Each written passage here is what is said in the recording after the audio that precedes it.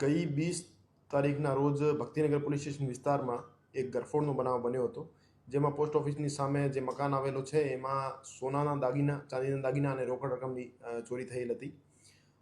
આમ કુલ 613 ગ્રામ જેવો સોનું અને 1694 ગ્રામ જેવી ચાંદી અને રોકડ રકમ મળીને કુલ 70 લાખ જેવા મુદ્દામાલની ચોરી થયેલ હતી.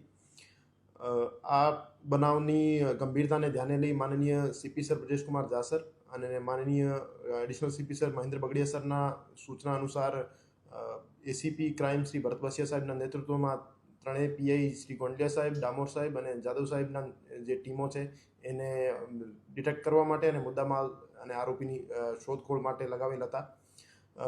ક્રાઇમ બ્રાન્ચની ત્રણેય ટીમો દ્વારા આજે આજીડેમ ચોકડી ખાતેથી આરોપીને તમામના તમામ મુદ્દામાલ સાથે પકડી પાડવામાં આવેલ છે.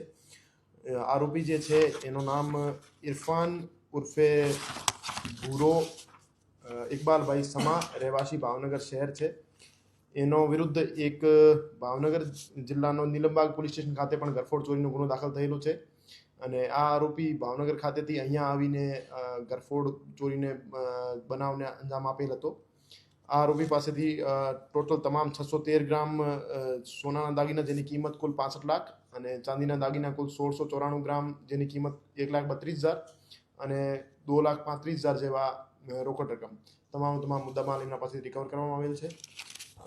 આ બનાવમાં હકીકત એવી હતી કે જે ફરિયાદી છે ફરિયાદીની તિજોરીની ચાવી તિજોરી બંધ કરી તિજોરીની બાજુમાં જ રાખવામાં આવેલ હતી, જેથી આરોપીએ રેકી કરી મકાન બંધ હતો તો મકાનમાં ફર્સ્ટ ફ્લોર ઉપરથી એન્ટ્રી કરી અને જે ચાવી હતી તિજોરી પાસેથી ચાવી લઈ અને તિજોરી ખોલીને તમામ મુદ્દામાલ એમને ચોરી કરવામાં આવેલ હતો.